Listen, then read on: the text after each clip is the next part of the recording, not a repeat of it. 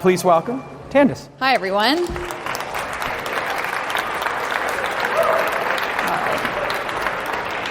So, what I want to talk about today is the problem that I'm obsessed with, which is bad customer service in healthcare. So I'd like to start out by walking you through a day at the doctor's office. It can look a little bit like this. You have to start out by making an appointment. So you call in, you talk to someone very unpleasant on the phone. They put you on hold. You wait, there's bad hold music. You're waiting. They come back. You go back and forth a little bit on your calendars. You get an appointment. It's in 21 days. Now it's 21 days later. You go to the doctor's office. Someone very unpleasant checks you in at the front desk. You sit down. Super depressing waiting room, bad wall art, very old issues of Parenting magazine. Smells like Purell in there. That's fine. This is your hangout for a little bit now, and now it's maybe 30 or 40 minutes later. Someone calls you back. As you may have guessed, they're very unpleasant. They take you back to the exam room. It's very small, black fluorescent lighting everywhere. They take your vitals. They hand you essentially a sheet of printer paper. They tell you to change into this. Now you're in sort of a secondary holding chamber, except this time you can hear the doctor in the other room, and they're saying, hey, it's so great to see you. And so you know they're just getting started in there, even though your appointment was an hour ago at this point. Pull up your phone. You start to go through your little question list. Get up the courage to ask everything you came in to ask. And then finally, the doctor knocks, like you could possibly still be changing. He comes in, does a little small talk with you. He goes and sits down, starts asking you some questions. You're maybe like 8 minutes into the appointment at this point, and you're like, okay, also I have some questions. And you pull up your little question list on your phone, and you get through maybe like 2 or 3 of these questions. And then the doctor starts to give you a look like, let's wrap this up. And so you wrap it up, you ask 3 questions, the appointment is over, you go outside, you check out. If you're lucky, they'll tell you how much you owe. If not, you will just find out later in the mail. So my guess is that maybe many of you in this audience have a concierge doctor, but most of us have had some iteration of this experience at some point. There are a lot of terrible things about our healthcare system, but the one I want to complain about specifically today is why the customer service at the point at which you're actually consuming the healthcare is so appallingly bad. And when I refer to customer service, that's anything that touches the patient experience while you're going to the doctor. So a long wait time is as much bad customer service as the unfriendly front desk person. There's this really great quote that I love from Bill Gurley, prolific investor, and my relationship hall pass. Didn't know he was going to be here. The U.S. healthcare market is the least customer-centric of any customer service industry. We are so numb to the pain that we rarely object or complain. So that's part of what I think is so crazy about this, is that we kind of just take it.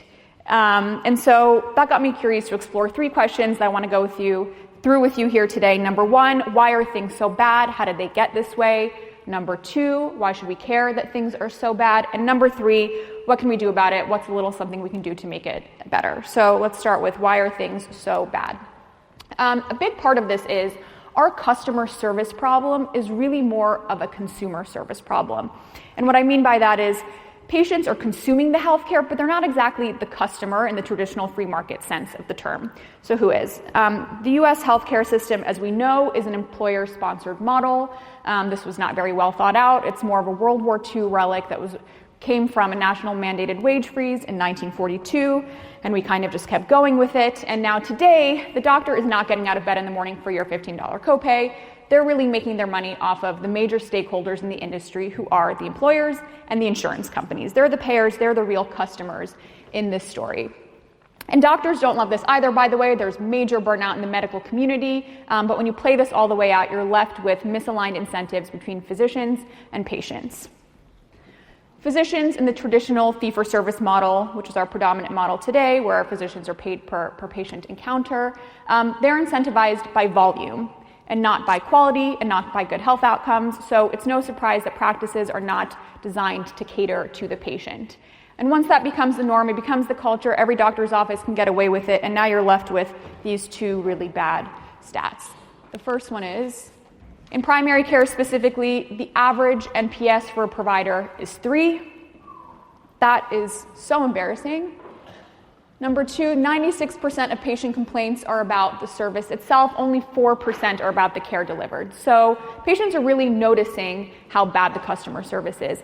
And yet, to go back to our earlier point, patients have this sort of Stockholm syndrome when it comes to going to the doctor specifically. We'll request a non-talkative Uber because we don't feel like chatting with the driver, or we'll leave a very scathing Yelp review for a restaurant.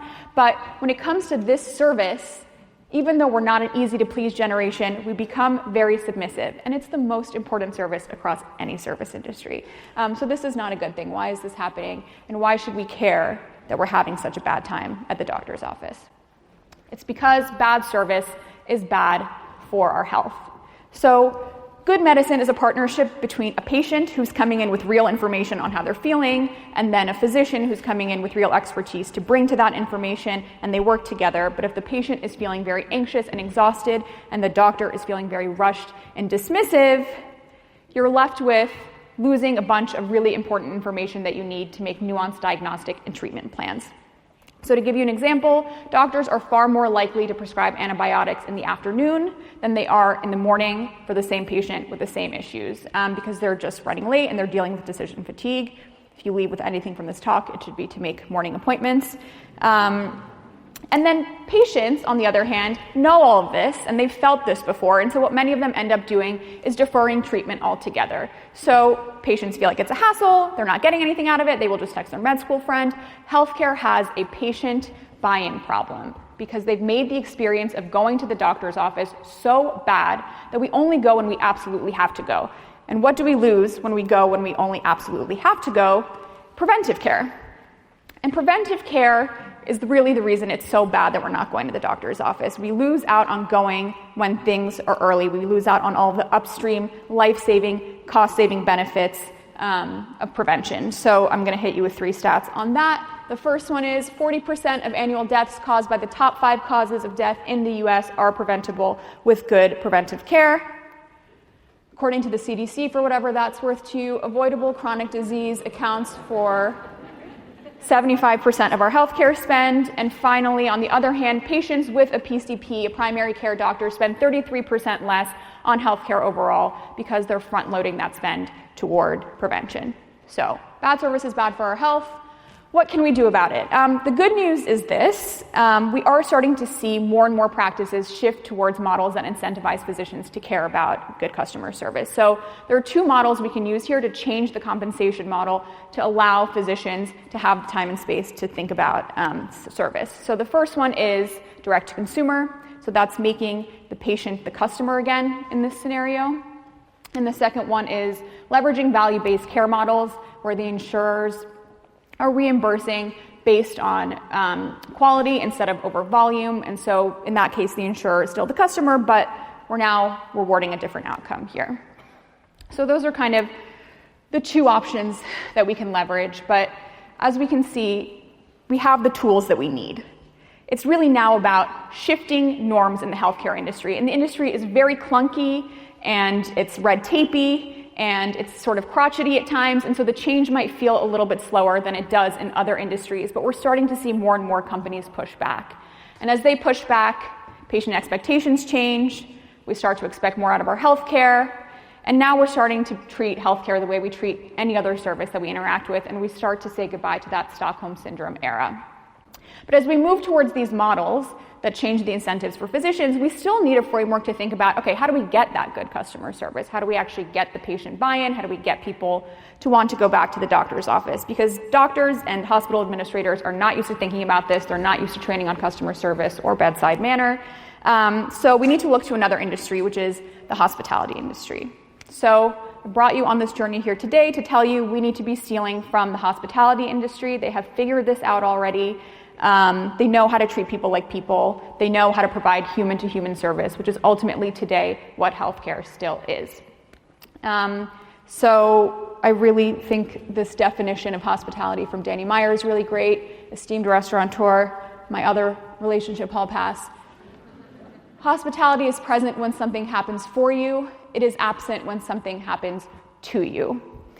So we want healthcare that happens for patients and not to patients. Really Michelin-worthy, or at least very effusive Yelp review-worthy healthcare. And I want to share a few ideas on how I think we can get there.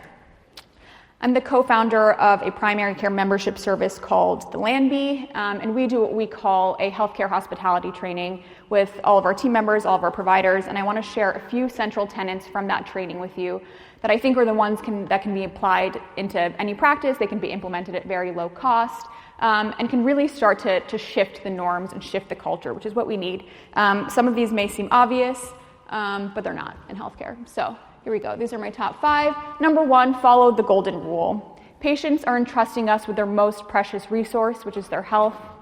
Treat them the way you would want to be treated at the doctor or you'd want your family to be treated. Number 2, set clear expectations. This is not a subway track. Nobody wins when we hold information like running a few minutes late to ourselves. Number 3, be a good, active, empathetic listener. Ask good questions to get good clues. Treat every case like it's a medical investigation. If someone didn't think something was important, they wouldn't have brought it up with us. Another Danny Meyer line, be an agent, not a gatekeeper. So an agent lets people in, a gatekeeper builds up barriers to keep people out. We don't want to be that kind of practice. If a patient has a good reason to be asking you to break one of our rules, and there's an easy way to break it within the bounds of the law, then just break it. Finally, for extra credit, surprise and delight. How can we make this the best interaction of a patient's day, even if they're going through something really challenging? I think that's the fun puzzle of applying hospitality into the healthcare context, is finding a way to bridge that gap. How can we remember something about someone and make them feel seen and make them feel like, yeah, I want to come back to the doctor's office? All right, I don't have a super punchy ending here, so I'm just going to wrap this up with healthcare hospitality treats patients the way they deserve to be treated. We're all patients at some point, and when that point comes, the stakes will feel inherently high. Too high to get worse service than you would at your favorite restaurant. Thank you.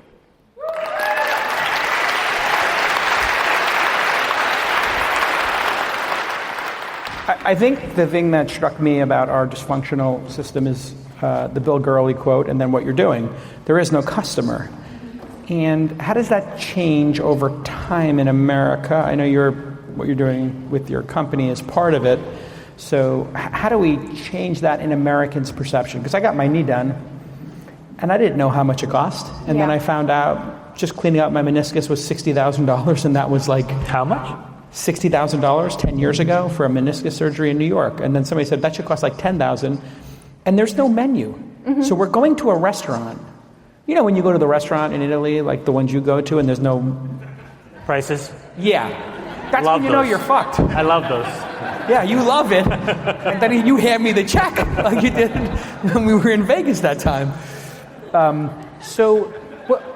How do Americans start changing how they perceive this? I think that's part of the problem, is it not? Definitely part of the problem is that we all are kind of just okay with it and assume that this is this industry where we're not supposed to know the prices until afterwards. No other industry works this way. We don't put up with it anywhere else. And so I think direct-to-consumer models play a huge role in getting patients to think, oh, I can treat this like other services. It's not like we're not annoying consumers in other ways. We already are. And so we just need to apply that same annoying attitude to healthcare. And then by leveraging direct-to-consumer models, part of this is getting on higher deductible plans, so we start to treat our dollars more like normal dollars, putting money into HSAs and FSAs. It gets us to start thinking more like a traditional customer and think about where we're spending our money. And we see that a little bit with direct-to-consumer drug companies. Yep. Hims, Hers, Get Roman, all the stuff that Freeburg uses to get ready for battle. David, nice to meet you. Yeah, hey. How are you? Good. Your hair looks great. Just to prepare for war.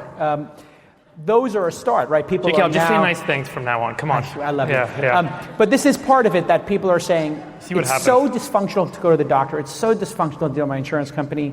For certain things, I'm just going to go on a website and order. Yep. That is part of the frustration, right? I mean, Yeah, that gives you a little taste of it. And then alternatively, if you don't want to go to the doctor, you'll go to urgent care, which has much more of an easy pricing menu in many cases that you can look at. So again, we're starting to get a taste of it, and I think patient expectations will change and doctors will have to follow suit. We tend to index the quality of American healthcare when you look at the average life expectancy first you do men, women, and then you look at white men versus brown men, white women versus black women, etc. And white men have always sort of been this standard bearer. And then this odd thing has happened over the last 3 or 4 years where their life expectancy has started to get worse and worse as our percentage share of healthcare expenses as a percentage of GDP have gone up. Mm-hmm. And everybody gets up in arms because they're like, well, wait a minute, something is clearly so structurally broken that we're spending 15, 20, 30% a year, increasing every year, and we're dying now under the age of 80, where this thing should be a thing where we're living to 100. Why exactly is that thing happening? Like, I could understand where you could say maybe it's segregated to, minority men or women or something, but this is not. This is basically everybody. So why are we dying sooner as we spend more? Yeah, because we're also increasingly spending on a lot of things that kill us. And we're overspending on healthcare because we're spending on things that kill us, and then our healthcare gets very expensive because we have terrible, terrible lifestyles, and everyone is drinking way too much across all communities. Everybody is eating totally processed foods. These are becoming more and more readily available, increasingly so every year. And so, yes, in the very upper echelons, there's sort of a movement towards wellness and more holistic lifestyle, but that has not really swept the nation yet. And so we're all living really, really unhealthy lives, not caring about our preventive health, and then spending a lot on healthcare down the line. So you're saying it's really not, we just can't outrun our lifestyle.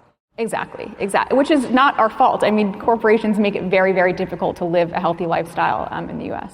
And do you find examples of countries that have gotten population level health issues right, whether it's with respect to costs or outcomes, where you say that is directionally something that we can learn? No, I have no good answer to that question because every company besides the US thinks it has the best healthcare system. But then anytime I talk to anybody in one of those countries, like I was speaking to people in Canada the other week, and they hate their healthcare and they think it's the worst thing ever, and they wait 8 weeks to get UTI medication. And so A, I just think it's too hard to compare our unwieldy country to other systems, and B, I don't even know people who are that happy with other systems. So no, I don't have a good answer.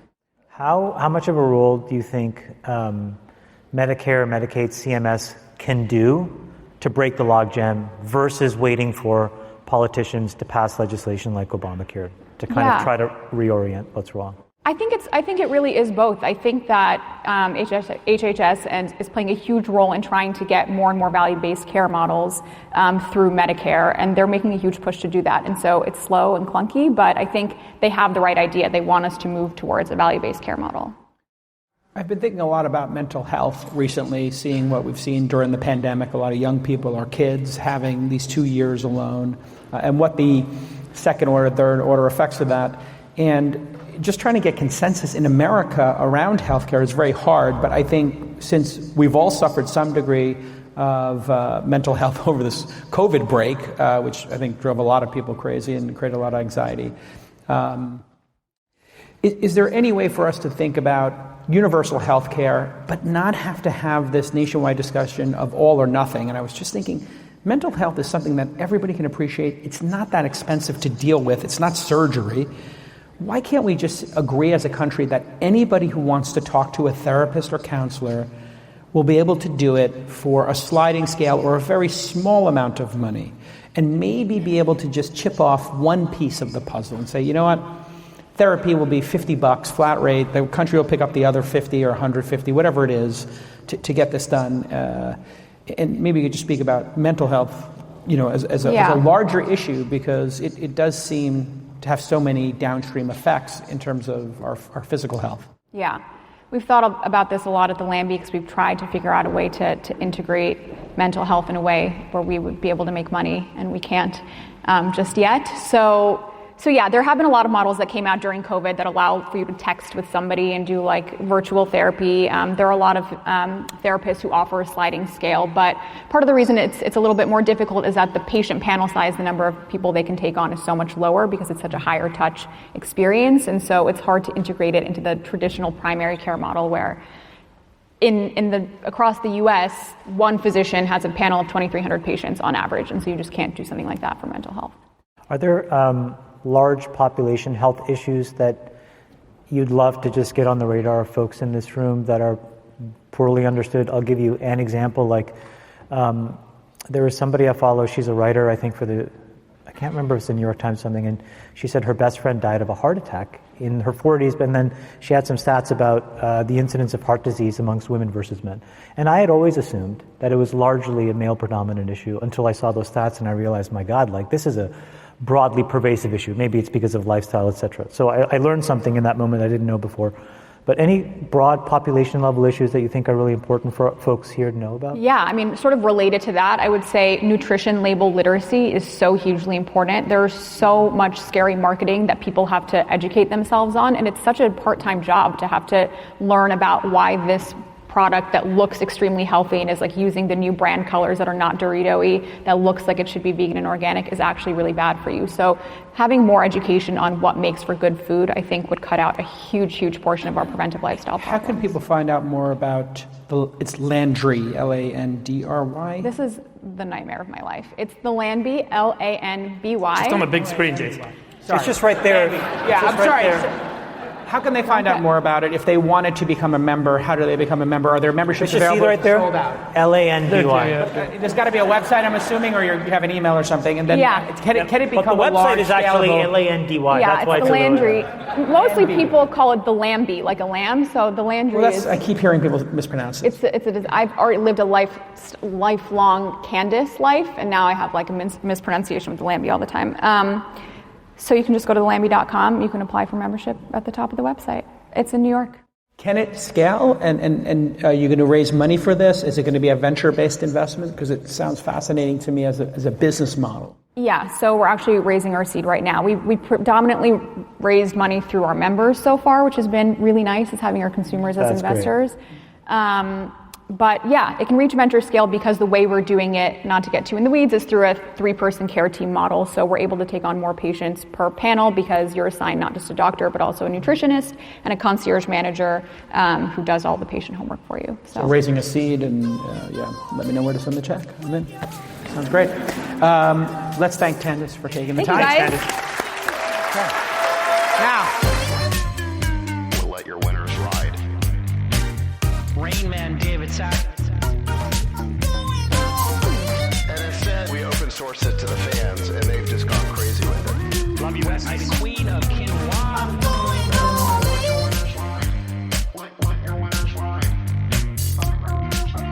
Besties are back. That is my dog taking a notice in your driveway.